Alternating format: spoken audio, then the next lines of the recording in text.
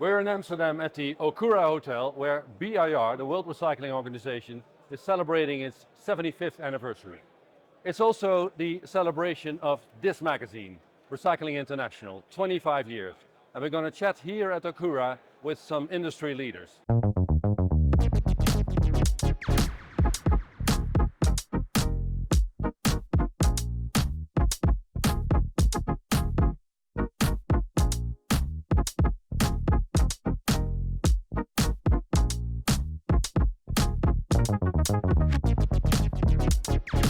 We're moving to the US now, to California. Yeah, but we're coast to coast, right? I mean, Okay. really, California is actually small today Yeah. compared to George Adams, he's the owner, co-owner, CEO of SA Recycling, one of the biggest scrap metal recyclers in the US right now. That's great. And you've been on a growth path for, past 2 or 3 years. I mean, it has been massive growth. Why did you do that? Why did you grow? But really, if you look, you know, I've been growing consistently, right, since since I had 1 yard, right? If you look at how it goes, you have 1 yard, you make enough money after 3 or 4 years, and now you get a second yard, right? If you did it right, and your second yard makes you money, it takes less time to buy the third yard, right? And then it takes less time to buy the fourth if they're accretive. And so if you look at your growth always goes very, very flat. And then it gradually goes up and goes up. And the more yards you get, obviously the more money you make if you bought them right. And your growth starts going up exponential. So if you look at it, it's not so much the last 2 or 3 years is that because obviously buying PSC was 31 yards. And so that was a big jump. But really, we've had very, very steady growth over the last 10 years. And I've been buying as many yards as I could afford, in that time period. And so, what I find is that when the market is really strong for a couple of years and people make a lot of money, then a lot of times people want to sell, but then they want way too much money. Yeah, right? they're not going to do that. And we're not going to overpay. And then when the market's really bad, then when people want to sell, then it's hard to justify the yards because they're really not making any money. Yeah. It can be a good company that's made money in the past, but if they're not really making money for the last couple of years, it's hard for me to justify it. So what's your best time to buy? Is it sort of in between? So actually, the fact of the matter is that if you look at our history, right, I really have consistently bought every year, good or bad. But what I find is that lots of times a guy comes to me and he says he wants to sell, and but he really wants too much money for me, right? His business could very well be worth that way, but for me, the way we do our formula, it's too much money. And so, and we'll have a nice conversation, and then what happens is that if he really wants to sell, if he's really serious about selling, then they'll usually come back. And we always leave on good terms. So you have to be patient. That's important. Patience. Exactly. And at the end of the day, someone has to want to sell. Yeah. And if they really want to sell, then I can usually make a deal because we're fair buyers. And other companies aren't going to overpay either. I mean, it doesn't mean that someone couldn't make a mistake, but it's unlikely, right? And so normally what happens is that I'll try to find a way to, make a deal. And there's a lot of ways that you can strategize on what you're doing, whether you don't buy the land or you buy the land in the future, how inventories are handled. I mean, there's a lot of different things that can do to put a deal together. But a guy has to want to sell. And that's really the key. If someone doesn't want to sell, it doesn't make any sense, and it won't happen.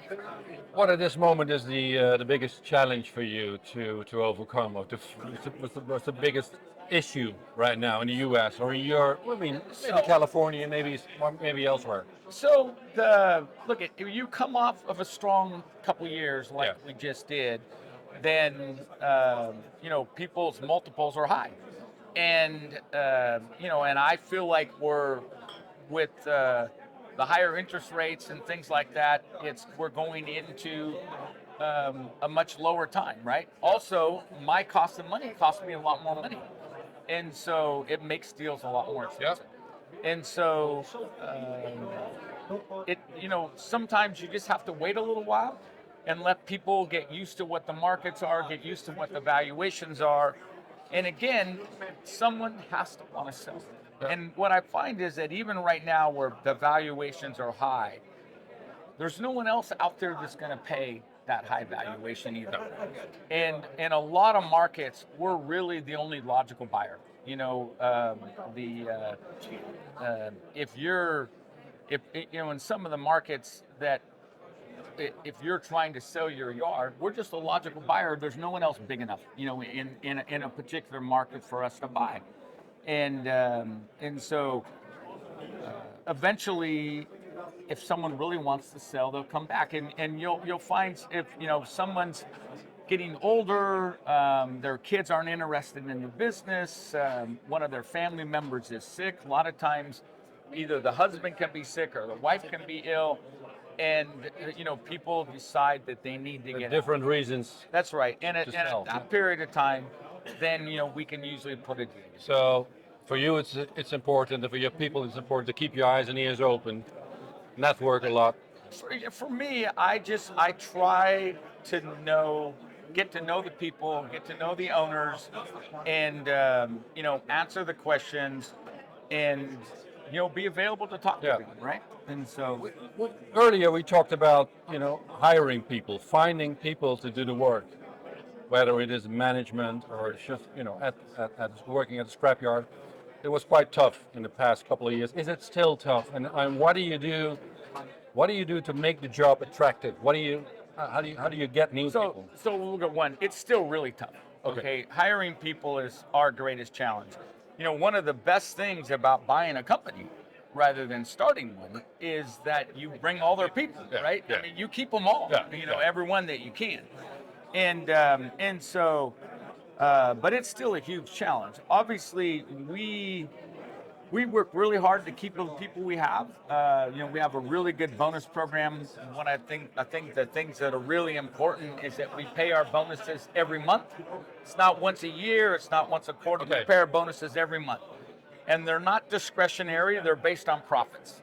And so because of that, that helps keep the people that we have.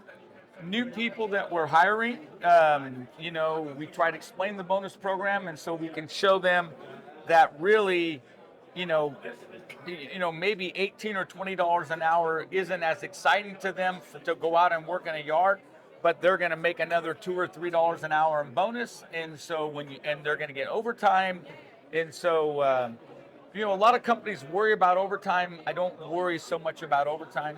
Pay people. Exactly right, and so I'm really looking at the bigger picture on the job they're getting done. Yeah. If you have, if you operate so many yards, I can imagine there is a yard that for you as an owner, as a CEO, is a sort of a role model yard. So look at our flagship yard in the port is certainly, it's in the port. It's our biggest export yard, our highest volume yard because we're loading ships out of there.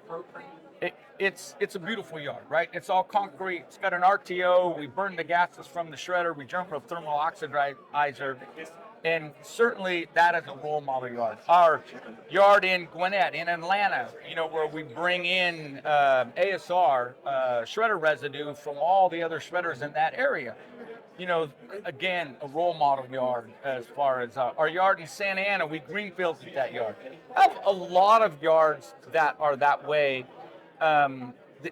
What happens is that a yard that I've owned for a while, we've had an opportunity to put money in and fix them up. We try to get them. My brother Terry used to always say, if we can't walk into a yard and say we're proud to own it, we're proud to have our name on it, we shouldn't have it. Yeah. Right? We do something wrong. Yeah, right. That's right. It doesn't happen overnight, and but you know, once we've owned a yard for a few years, you know, we put fences, we paint it, you know, we plant trees, we try to make it look good, Okay. and try to make them yards that we're proud of. Okay. All right. One final question. The future. If you look like, let's say, I mean, 10 years is a long time. Let's say 5 years. Where is SA recycling in 5 years from now? What is your dream maybe, or what is your target? Look at, I want to be a lot bigger. And so, you know, my goal is to continue to grow. I want to expand into some other regions. Which I want to regions? backfill the other regions. You know, I like to stay south. And so I'm in Ohio, obviously, you know, so there's snow up there, but I'm from California, all right? I really like the warmer climates, and so I really like to stay in south. We're, you know, building into Florida. I'd like to grow more in Florida. Why not Mexico? I mean, I heard at Israel show there was a lot of opportunity in Mexico. So look at Mexico's tough. You know, they don't have a strong rule of law. I'm sure if you're a Mexican company and you know those laws, but you know, for me, I feel like the United States is plenty big enough for. Right. I don't need to go to other countries. Okay. So, but I do want to continue to grow in the regions that are in. I want to continue to add more feeder yards, and I want to buy more scrap. I mean, that's my goal. Right now, we're 5 million tons. Look at, I would like to double that. Maybe I can't do it in 5 years, but I think I can do it in 10. And Well, that's a good challenge for the future. Thank you very much. all right, my George. friend, Thank you you. got it.